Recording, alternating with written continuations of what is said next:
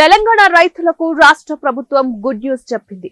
రుణమాఫీపై మరో 4 రోజుల్లో మార్గదర్శకాలు విడుదల చేస్తున్నట్లు సీఎం రేవంత్ రెడ్డి తెలిపారు. శుక్రవారం ఆయన ఢిల్లీలోని మీడియాతో మాట్లాడుతూ రుణమాఫీపై కీలక ప్రకటన చేశారు.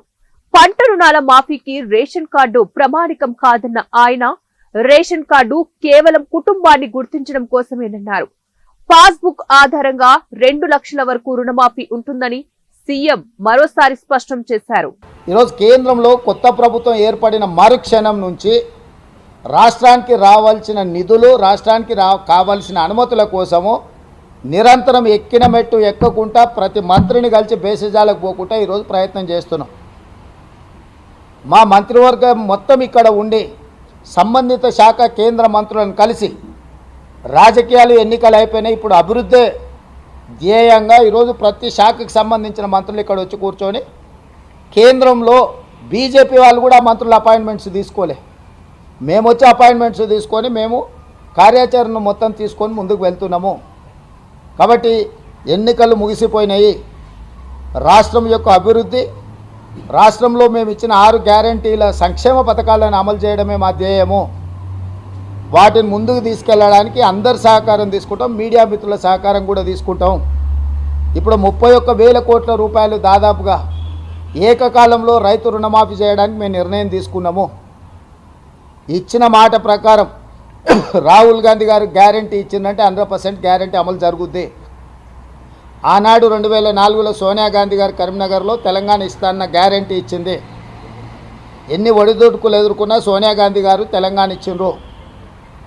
మే 6, 2022 రాహుల్ గాంధీ గారు రైతు రుణమాఫీ చేస్తాన్న గ్యారంటీ వరంగల్లో ఇచ్చిండు రైతు డిక్లరేషన్లో. ఈ గ్యారంటీలను అమలు చేయడానికి మేము అహర్నిశలు కష్టపడుతున్నాము, పరిపాలన దారిలో పెట్టినాము. ఎక్కడ ఎలాంటి గందరగోళ పరిస్థితులు లేవు. మా ప్రభుత్వం వచ్చినాక క్రిస్మస్ వచ్చింది, బక్రీద్ వచ్చింది, శ్రీరామనవమి వచ్చింది, హనుమాన్ జయంతి వచ్చింది, ఇతర పండుగలు వచ్చినాయి. చిన్న సంఘటన జరగకుండా, శాంతి భద్రతలకు ఎక్కడ విఘాతం కలగకుండా ప్రతి నిమిషం మేము పర్యవేక్షించుకుంటూ ఈ అన్నిటిని కూడా నిర్వహించినాము. ఎన్నికల్లో చిన్న చెదురుమదురు సంఘటన జరగకుండా తెలంగాణలో ఎన్నికల్లో నిర్వహించినాము. అదే ఆంధ్రప్రదేశ్లో 40-50 మంది అధికారులను తొలగించాల్సిన పరిస్థితి వచ్చింది. తెలంగాణలో కేంద్ర ప్రభుత్వం టీఆర్ఎస్ కూడా మా మీద ఆరోపణ చేయలేకపోయింది. ఎన్నికల నిర్వహణలో ప్రభుత్వం అధికార దుర్వినియోగం చేసిందని చిన్న స్టేట్మెంట్ అయినా మా రాజకీయ ప్రత్యర్థులైనా ఇచ్చిండ్రా. పరిపాలనను సమర్థవంతంగా నిర్వహించడం కాంగ్రెస్ పార్టీకి వెన్నతో పెట్టిన విద్య.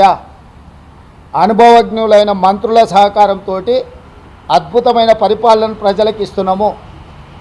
ఈరోజు ఎలాంటి రాజకీయ ప్రేరేపితమైన కేసులు ఇంతవరకు సింగిల్ కేసు ఏదైనా పెట్టినామా మేము? ఇతర రాష్ట్రాలలో జరుగుతున్న పరిణామాలు మీరు చూస్తలేరా? గతంలో కానీ ఇప్పుడు కానీ తెలంగాణలో అట్లాంటి పరిణామాలు ఏమైనా ఉన్నాయా?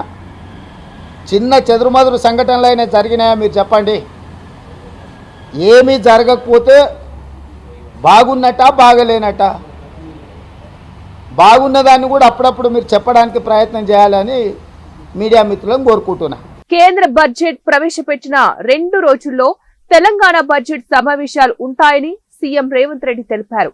తెలంగాణ బడ్జెట్ వాస్తవ అంచనాలకు అనుగుణంగా ఉండాలని అధికారులను ఆదేశించినట్లు ఢిల్లీ పర్యటనలో ఉన్న సీఎం రేవంత్ రెడ్డి వెల్లడించారు.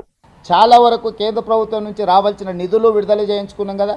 ఇప్పుడు కొత్త ప్రభుత్వం వచ్చింది, బడ్జెట్ పెట్టబోతున్నారు, ఫుల్ ఫ్లెడ్జ్డ్ బడ్జెట్లో రాష్ట్రానికి కేటాయించాల్సిన నిధులకు సంబంధించి ఎందుకు ఇంత హడావిడిగా మేము వచ్చినాం? ఈరోజు తెలంగాణ రాష్ట్రం నుంచి అన్ని శాఖలకు సంబంధించిన మంత్రులం ఢిల్లీకి వచ్చినామంటే తొందరలో కేంద్ర ప్రభుత్వము బడ్జెట్ పెట్టబోతుంది. మనం ప్రతిపాదనలు ఇస్తే మనకు నిధుల కేటాయింపు కోసం బడ్జెట్లో నిధులు కేటాయించే అవకాశం ఉంటుంది. కాబట్టి అందరు కేంద్ర మంత్రులను కలిసి విజ్ఞాపన పత్రాలు ఇచ్చినాం. తొందరలోనే ప్రధానమంత్రి గారిని, హోంమంత్రి గారిని కూడా కలుస్తాం. రాష్ట్రం యొక్క హక్కులను కాపాడడానికి కేంద్ర రాష్ట్ర ప్రభుత్వాల మధ్యలో ఒక సత్సంబంధాలను కొనసాగించాలని మా ప్రభుత్వం అనుకుంటుంది. రాజకీయాలు ఎన్నికలు వచ్చినప్పుడు కాంగ్రెస్ పక్షాన్ని ఎట్లా కొట్లాడాలనో ఆ విధంగా కొట్లాడతాం.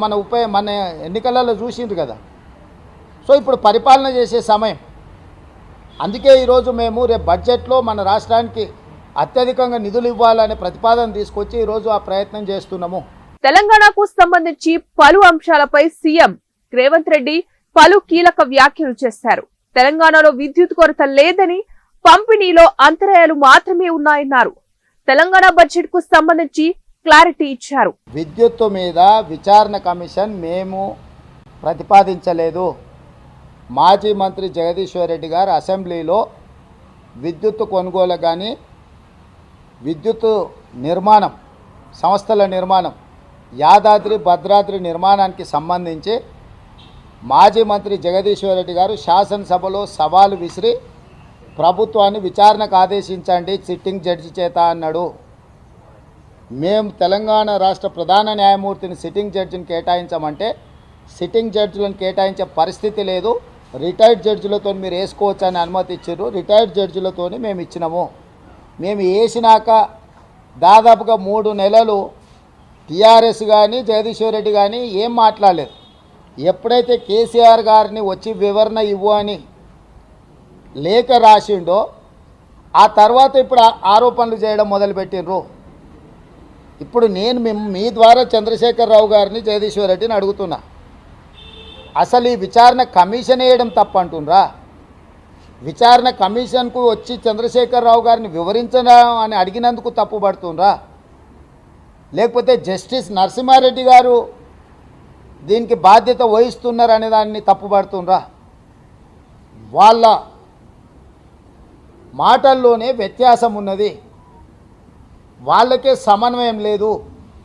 వాళ్ళు దేనికోసం కొట్లాడుతున్నారో ఏం మాట్లాడుతున్నారో వాళ్ళకే తెలవడం లేదు. ఇప్పుడు మేము వేయలే, వాళ్ళు అడిగి వేయించుకున్నారు. వాళ్ళు డిమాండ్ చేస్తే మేము వేసినాం. ఇప్పుడు నిజంగానే ఒక ఆయన శ్రీరామచంద్రుడు ఇంకొక ఆయన సత్యహరిచంద్రుడు అని నిరూపించుకోవడానికి అవకాశం వచ్చింది. నిరూపించుకుంటే అయిపోయాయి కదా, దీనికింత రాద్ధాంతం ఎందుకు?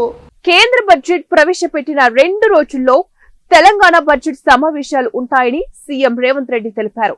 తెలంగాణ బడ్జెట్ వాస్తవ అంచనాలకు అనుగుణంగా ఉండాలని అధికారులను ఆదేశించినట్లు ఢిల్లీ పర్యటనలో ఉన్న సీఎం రేవంత్ రెడ్డి వెల్లడించారు.